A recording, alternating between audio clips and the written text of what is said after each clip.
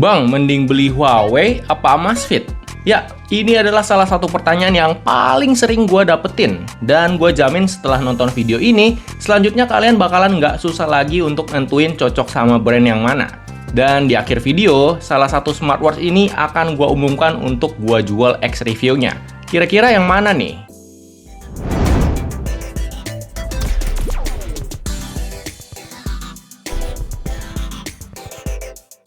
Halo guys, selamat datang kembali di channel Teknoportal bareng gue Yansen Lim. Pasti banyak di antara kalian yang selama ini pas mau nentuin beli smartwatch tuh bingung. Bingungnya antara pilih mereknya dan belum lagi tipenya. Nah, di video ini gue bakalan jelasin perbandingan DNA dari dua brand smartwatch, yaitu Huawei dan Amazfit. Ya, gue bakalan jelasin plus minus dari kedua brand ini, bukan tergantung tipenya ya. Karena selama gue pelajarin tuh, masing-masing brand ini memang punya kebiasaan yang dari segi desain, OS, dan lain-lainnya itu tuh memang jarang berubah. Di sini gue bakalan peragain pakai contohnya itu Huawei GT6 dan Amazfit Active Max. Ya, kita mulai dari keunggulan Huawei dulu nih guys. Jadi apa sih keunggulan Huawei dibanding sama Amazfit? Pertama, dari segi desain. Ya, dari segi desain udah nggak usah debat, pasti Huawei lah pemenangnya. Kenapa begitu?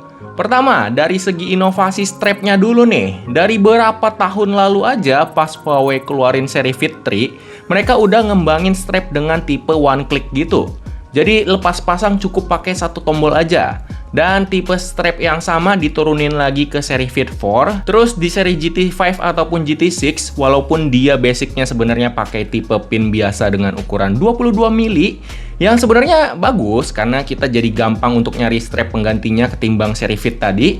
Nah, terus walaupun dia pakai tipe pin biasa, setidaknya kita tetap dapetin strap bawaan yang niat juga, dibikinin sistem one click. Jadi kalau di Fit 3 dan Fit 4 one clicknya di body, kalau GT5 dan GT6 tuh one clicknya di strap bawaannya. Udah itu di salah satu laknya pun dikasih coakan, biar kita pasang strapnya tuh gampang, tinggal didorong doang. Sedangkan Amazfit nih, dari dulu banget pas gua beli GTR 3 Pro, ganti lagi ke Active 2, BIP 6, sampai sekarang Amazfit Active Max, ya mekanisme strapnya gitu-gitu aja, pakai strap pin universal biasa. Bahkan cuman coakan di lak-lakannya aja nggak ada tuh mereka mau bikinin buat kemudahan kita pasang strap. Terus masih masalah desain, kalau dilihat dari smartwatch keluaran Amazfit yang desainnya agak oke tuh cuman GTR 3 Pro yang zaman dulu tuh. Sama yang T-Rex ya oke lah ya, dia desainnya rugged kan. Tapi untuk yang Active tuh, itu tuh dia sebenarnya mau bikin smartwatch yang classy gitu, tapi menurut gua malah kelihatan culun cuy.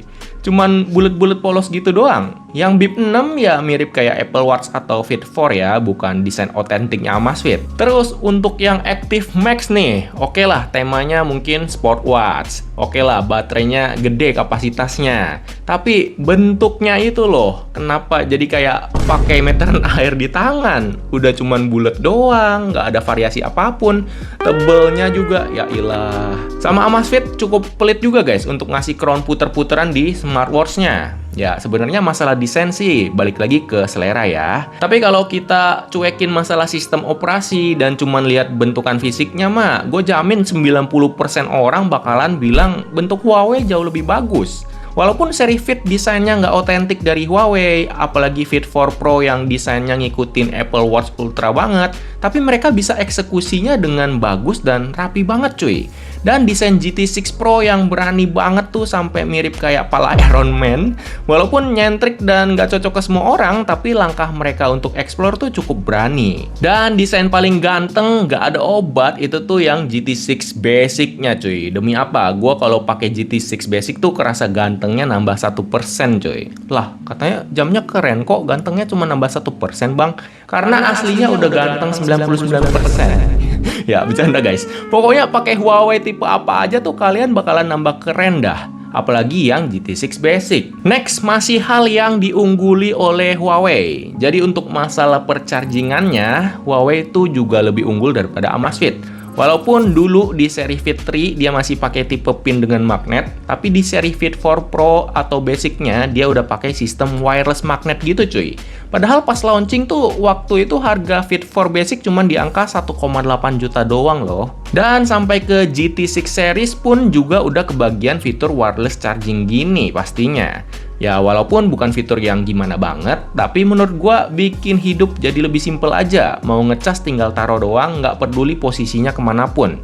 Kalau Amazfit kan dari zaman dulu sampai yang terakhir launching nih, si Active Max yang harganya udah 2 juta lebih, chargingnya tuh masih aja pakai tipe pin dengan magnet. Jadi nih tim Huawei yang bagian desain tuh kayak bener-bener kerja cuy. Kalau tim desainnya Amazfit, gue rasa tiap hari kerjanya cuma main Mobile Legends doang nih di kantor. Nggak apa-apa, kita puji-puji aja dulu ya si Huawei. Soalnya di masalah sistem operasi nanti terlalu banyak yang perlu gue roasting nih. Masih keunggulan Huawei lagi. Dari segi akurasi sensor kesehatan, sering banget gue baca komen yang bilang Huawei itu sedikit lebih akurat daripada Amazfit.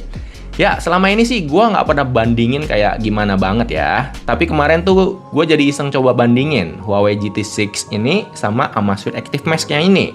Dua-duanya gue tes heart rate dibandingin sama oximeter. Untuk heart rate-nya sama-sama akurat sebenarnya. Tapi untuk oksigen darahnya, itu tuh yang Amazfit Active Max gue coba ukur 2 kali, hasilnya beda 2 poin dari oximeter. Kalau yang Huawei GT6, percobaan pertama beda 1 poin, percobaan kedua hasilnya sama kayak di oximeter. Jadi ya memang lebih akurat sih Huawei sedikit ya.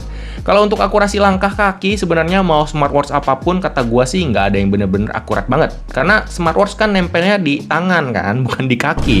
Dan smartwatch tetap bakalan deteksi langkahnya dari algoritma gabungan antara data perpindahan jarak dan sensor akselerometer.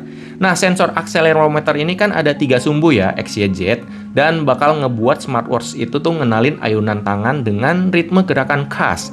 Tapi kadang-kadang gerakan berulang dan konstan kayak kalian lagi main drum, lagi sikat gigi, atau lagi ngocok, entah itu bartender lagi ngocok minuman, chef lagi ngocok telur, atau apapun, itu tuh juga bisa bikin step smartwatch jadi bertambah. Next, masih keunggulan Huawei di fitur tambahan nih. Kayak di aplikasinya tuh ya, kita bisa masukin data makanan. Jadi kalian habis makan apa, kalian bisa cari tuh jenis makanannya. Berat makanannya kalian masukin dan nanti bisa ketahuan kalian nambah berapa kalori. Terus hari itu misal kalian olahraga bakarnya berapa kalori gitu ya. Jadi buat kalian yang mau defisit kalori bisa ada perkiraan.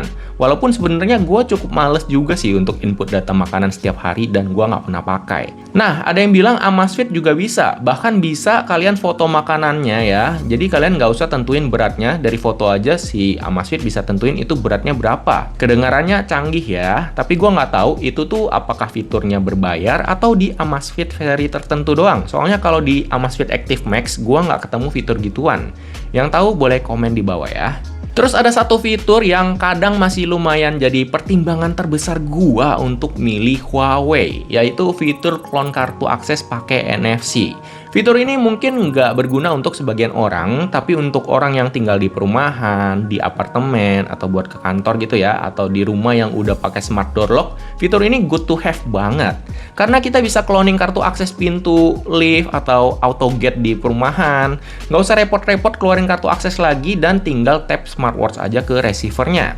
Nah, fitur ini belum ada di seri-seri Amazfit pada umumnya. Yang kemungkinan ada tuh di seri Amazfit Active 2 yang premiumnya kalau gua nggak salah. Itu pun gua nggak tahu apa benar bisa untuk cloning kartu akses atau enggak, soalnya gua nggak cobain unitnya langsung. Kalian kalau ada yang cobain juga boleh drop di kolom komentar. Catatan dulu nih, yang bisa diklon sama Huawei itu tuh kartu akses RFID dengan frekuensi 13,56 MHz atau Mi Fair Classic ya. Dan kartunya tidak boleh dienkripsi. Untuk klon kartu e-money atau pembayaran lainnya ya pastinya nggak bisa karena sistem kerjanya beda banget cuy. Untuk segi OS-nya, Huawei ada keunggulan di transisi antar watchface ke always on display. Di Huawei tuh smooth gitu tuh. Tapi ini rasanya setelah update firmware baru kayak begini. Soalnya dulu seinget gua tuh nggak kayak begini guys. Nah, kalau di Amazfit itu tuh transisinya instan gitu. Sama di Huawei itu ada recent app dengan kalian double klik crown-nya. Kalau di Amazfit nggak ada. Oke, itu dia kelebihan-kelebihan Huawei dibandingkan sama Amazfit. Sebelum kita lanjut ke kelebihan Amazfit, gue mau kasih tahu kalian yang mau top up game PC ataupun mobile, kalian bisa ke www.yailshop.id guys. Itu punya gue sendiri. Di sana kalian bisa top up MLBB, HOK, Steam Wallet, Google Gift Card, Valorant, dan lain-lain. Prosesnya cepat, otomatis, dan buka 24 jam. Thank you guys. Sekarang lanjut giliran kelebihan Amazfit dibanding Huawei. Kita tampar pakai yang sederhana dulu nih. Pertama, dari fungsionalitas control panelnya. Menurut gua control panel Amazfit tuh lebih user friendly dan berguna. Karena kalian mau setting volume tuh bisa langsung di situ guys. Klik aja yang ini.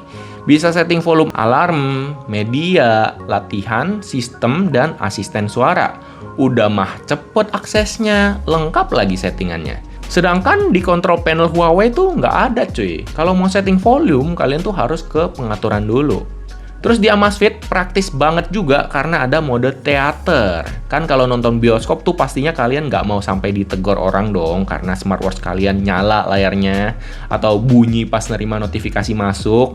Nah, kalian tinggal klik aja tuh mode theaternya. Nanti otomatis raise to wake-nya mati, AOD-nya juga mati. Pas ada notif masuk juga nggak akan nyala layarnya ataupun berbunyi. Nah, kalau di Huawei tuh nggak ada guys. Ada yang bilang, bang, di Huawei mah nyalain aja mode do not disturb-nya. Ya, tetap beda sih kalau kata gua mah. Do not disturb mah di Amazfit juga ada fiturnya sendiri. Cuman kalau kalian aktifin do not disturb kan raise to wake sama AOD-nya tuh masih aktif. Kalau mau matiin keduanya harus dari settingan lagi yang cukup ribet menurut gua. Kalau mode theater kan udah selesai nonton ya tinggal matiin aja mode theaternya. Nanti bakalan otomatis balik lagi ke mode normal. Suaranya balik lagi ke settingan awal kalian. AOD-nya sama raise to wake juga nyala lagi. Cuman minusnya untuk mode theater ini sayangnya pas notif masuk pun dia nggak geter juga. Mirip kayak nyalain do not disturb. Padahal mah harusnya geter doang nggak apa-apa lah ya. Biar kita juga tahu kalau ada notifikasi masuk. Toh geternya juga nggak seberapa kenceng kan, nggak mungkin sampai ganggu pengunjung bioskop lain lah. Kecuali geternya sampai 5,5 skala Richter. Nah, terus di Amazfit juga ada night mode yang bisa kita jadwalin mau nyala di jam berapa. Ini juga keren karena mirip kayak fitur di Apple Watch Ultra atau Galaxy Watch 8 Classic. Jadi seluruh tampilan jamnya bakal berubah ke warna yang ramah di mata dan nggak silau. Nah, sekarang beberapa fitur yang bakalan jadi pertimbangan gua banget untuk milih Amazfit ketimbang Huawei. Kalau tadi kan yang bakalan bikin gua milih Huawei ketimbang Amazfit tuh dari segi desain sama klon kartu akses kan.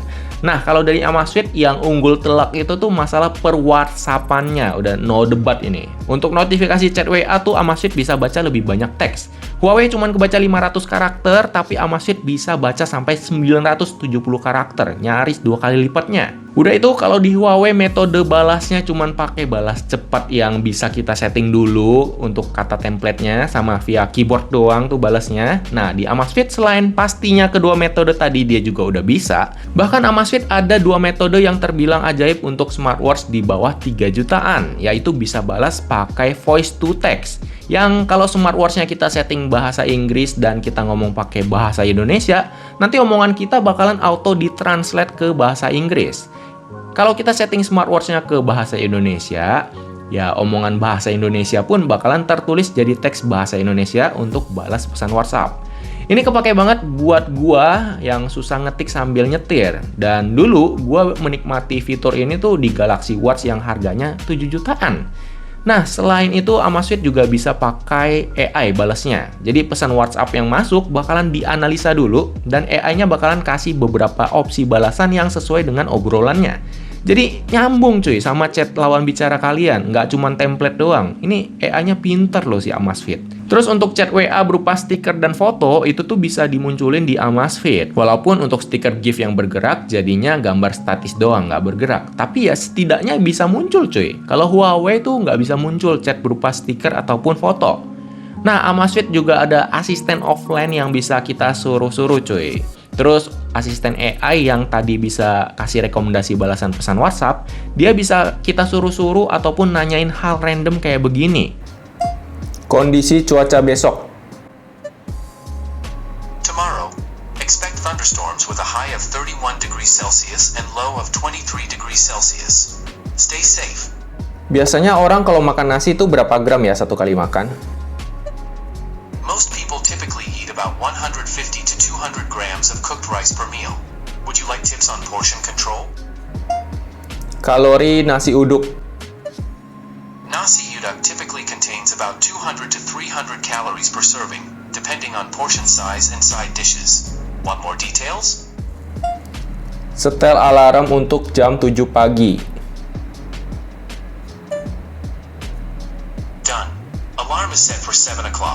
Nah, terus pas kita lepas smartwatch-nya dan kita taruh di meja nih, Amazfit tuh bakalan langsung matiin always on display-nya. Sedangkan Huawei kayak butuh waktu 5 menit atau 10 menit gitu, gue lupa, dia baru matiin AOD-nya. Nah, untuk masalah cross-platform, si Amazfit juga menang, guys. Huawei tuh cuma bisa sinkronisasi ke Adidas Running sama Strava. Dan kalau kita udah keburu mulai olahraga duluan, tapi lupa sinkron ke Strava, pas nanti setelah itu kita baru sinkron ke Strava tuh, data olahraga yang kelewat nggak masuk di Strava. Dan olahraga yang bisa kesinkron pun milih-milih tuh di Huawei. Antara olahraga lari dan jalan, ataupun olahraga yang pakai map doang. Kalau di Amazfit tuh bisa kesinkron banyak aplikasi cuy. Tuh, lihat aja sendiri. Dan kalau ke Strava, semua olahraga yang gua coba bisa kesinkron cuy. Kemarin gua udah jelasin dan ini dia penjelasannya. Nah, untuk perstravaan, gua awalnya lupa connect ke Strava dan udah ngelakuin beberapa workout. Lalu habis gua connect, ternyata olahraga-olahraga itu tetap tersinkron ke Strava. Untuk sinkronisasi ke Strava, gue bisa bilang Amazfit ini oke banget guys. Bahkan untuk latihan-latihan nggak penting aja dia juga tersinkron. Pokoknya apa yang ada di Amazfit, di Jeb ini nih, dia bakal tersinkron ke si Strava. Walaupun beda namanya ya, nama olahraganya beda. Nah, kalian bisa lihat ya, di sini nih ada latihan kekuatan, lari outdoor, orientering, sama lari outdoor lagi nih ya. Ini tadi gue cuma coba doang buat kasih lihat menunya sambil rekam footage-nya. Kalian bisa lihat ya, ini ada di jam 12.52, 12.40, 12.37, 12.31 ya. Ingetin waktunya. Sekarang kita lihat di si Strava. Di Strava-nya nih ada ya, 12.52 muncul, 12.40 muncul,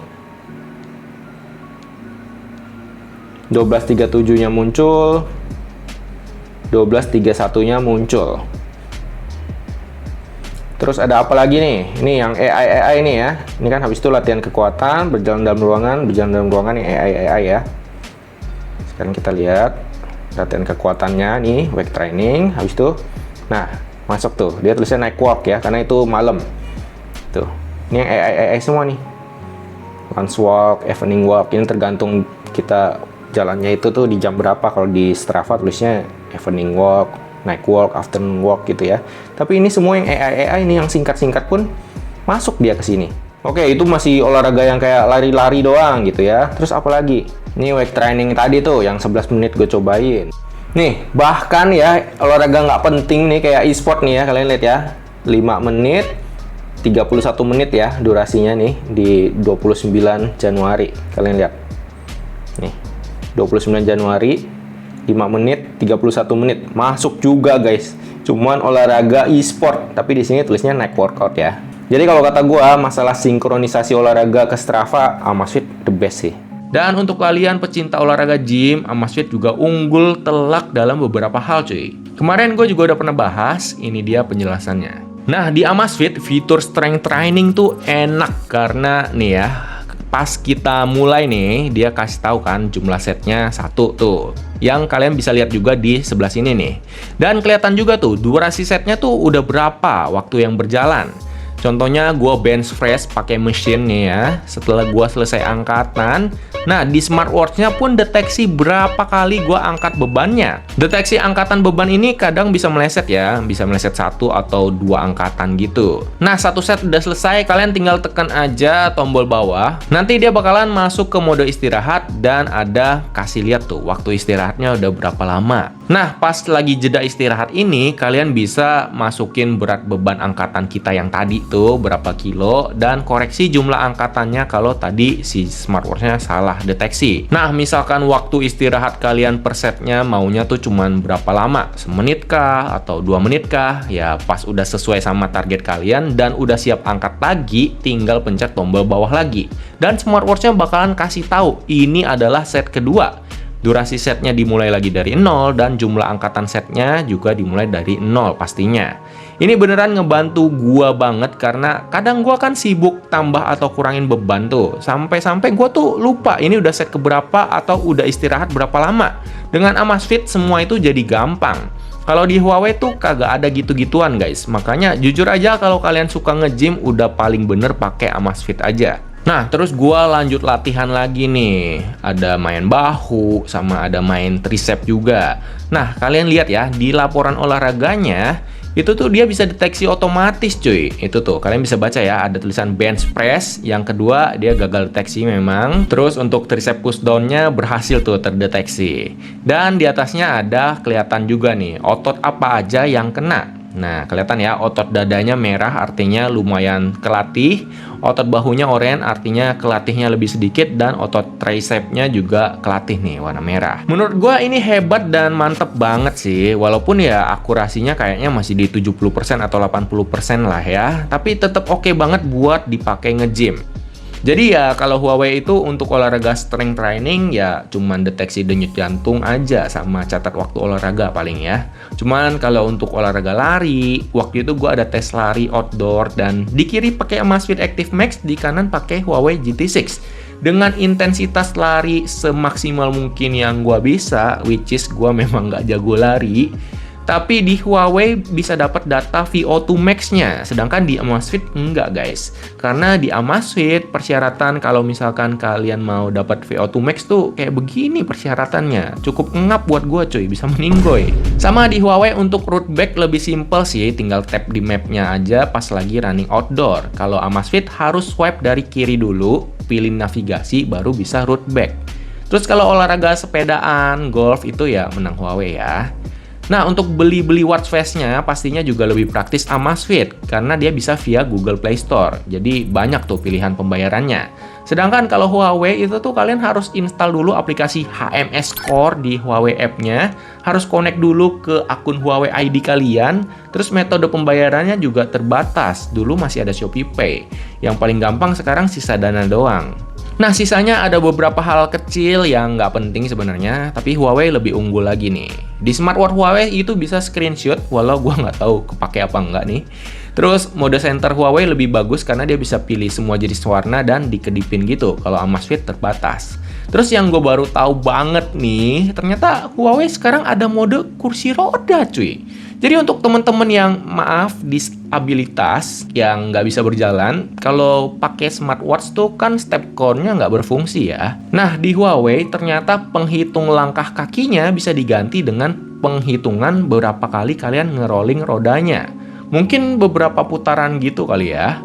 Dan terhitungnya sebagai exercise. Oke, itu dia guys, udah gua rangkum semua kelebihan dan kekurangan dari masing-masing brand, dan semua ini dibuat berdasarkan analisa gua sendiri selama pakai beberapa tipe smartwatch dari kedua brand itu. Semoga habis nonton video ini kalian jadi lebih gampang nih ke depannya untuk nentuin mau pakai Amazfit atau Huawei. Karena DNA dari kedua smartwatch ini udah gua jabarin di video ini ya, dan mereka tuh nggak berubah jauh banget. Jadi contohnya kalian lebih cocok ke DNA-nya si Huawei nih, ya sisanya tugas kalian lebih enteng. Kalian cari aja Huawei apa yang kalian mau beli dari tipe-tipenya yang udah rilis. Kalau kalian merasa video ini membantu, kalian boleh banget loh untuk tinggalin tombol like di bawah dan nge-hype video ini. Bisa share ke teman kalian yang membutuhkan juga. Bisa subscribe juga supaya kalian nggak kehilangan jejak dari channel ini. Buat yang mau beli unit barunya, kalian bisa klik list produk di pojok kiri bawah guys. Atau klik judul video ini, nanti bakalan muncul list produknya. Kalian klik aja, nanti kalian bakal mental ke marketplace dan biasanya bisa dapetin diskon dari YouTube Shopping. Dan karena udah penutupan, akhirnya gua menentukan untuk melepas unit GT6X review ini guys. Unitnya masih bagus dan mulus karena setelah di review gak gua pakai dan disimpan di storage kantor. Ini udah terpasang tempered glass. Kenapa gua lebih milih pakai Amazfit yang bentuknya menggelikan ini? Ya karena gua butuh banget fungsi baca notif yang lengkap. Muncul foto juga, dan apalagi bisa balas chat WA pakai voice to text. Butuh juga fitur olahraga nge-gymnya. Gue lebih butuh fitur-fitur itu dibandingkan dengan fitur clone kartu akses dan semua kekerenan desain Huawei ini.